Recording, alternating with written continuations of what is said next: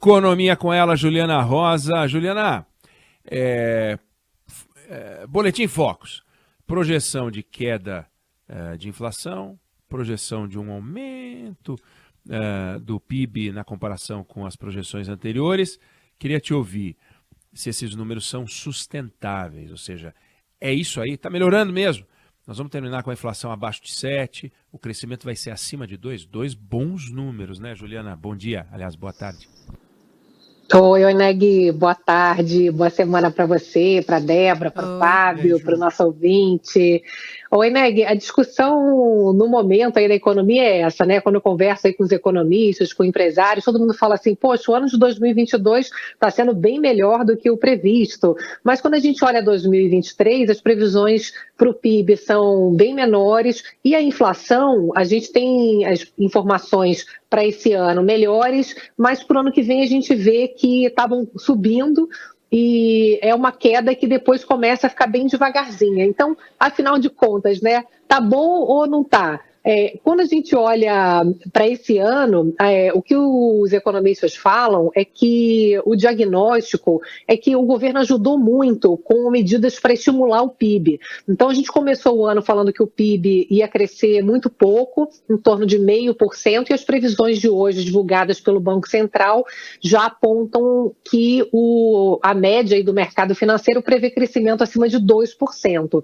E por quê? A gente teve uma série de medidas, como, por exemplo, você lembra dos saques do Fundo de Garantia de R$1.000, o aumento do Auxílio Brasil, para agora aumentando mais, né, para R$600, para mais gente, o auxílio caminhoneiro agora, o auxílio taxista, teve antecipação do pagamento do 13º salário para aposentados e pensionistas. Enfim, tiveram uma série de medidas que injetaram muito dinheiro na economia no primeiro semestre, agora no terceiro trimestre também. Estava olhando aqui os cálculos, é impressionante que só no primeiro semestre, a injeção de recursos foi de quase 170 bilhões de reais na economia com essas medidas do governo. E agora, no terceiro trimestre, com o Auxílio Brasil, com o Bolsa Caminhoneiro e o Bolsa Taxista, digamos assim, a gente tem mais 41 bilhões de reais injetados na economia. Então, faz uma diferença.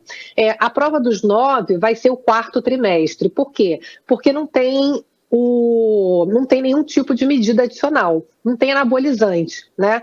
E o que acontece? O mundo está crescendo cada vez menos. A gente tem conversado aqui sobre risco de recessão.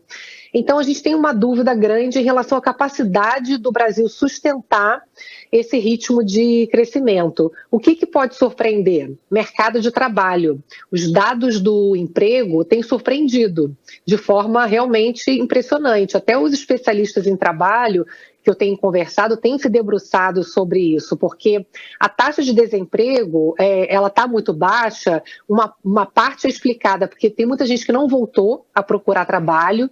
Pode ser porque as formas de trabalho, relações de trabalho mudaram, enfim, mas o que chama atenção é que tem muita criação de emprego, seja informal, seja formal, com carteira de trabalho assinada. E aí, uma explicação que eu tenho ouvido bastante é que brasileiros de rendas mais altas fizeram muita poupança durante a pandemia, guardaram dinheiro. E aí, quando teve a liberação, muita gente viajou, gastou dinheiro com restaurante, com entretenimento, e aí isso gerou emprego para o segmento de serviço, que é o que mais emprega. Então, se pode surpreender para o quarto trimestre, são os números de trabalho que realmente vêm chamando atenção. Agora, para o ano que vem, a gente precisa ainda ter uma clareza, porque o mundo não vai nos ajudar. E a gente vê que o crescimento mundial ajudou o PIB brasileiro esse ano, quando a gente olha aqui por dentro dos números, e não vai ajudar mais. E não está clara ainda a agenda econômica de sustentação do PIB. Então, a gente ainda tem aí uma dúvida grande a partir de 2023, Oineg. Vamos acompanhar Economia, Juliana Rosa, que volta a conversar com a gente amanhã. Valeu, Juliana. Beijo.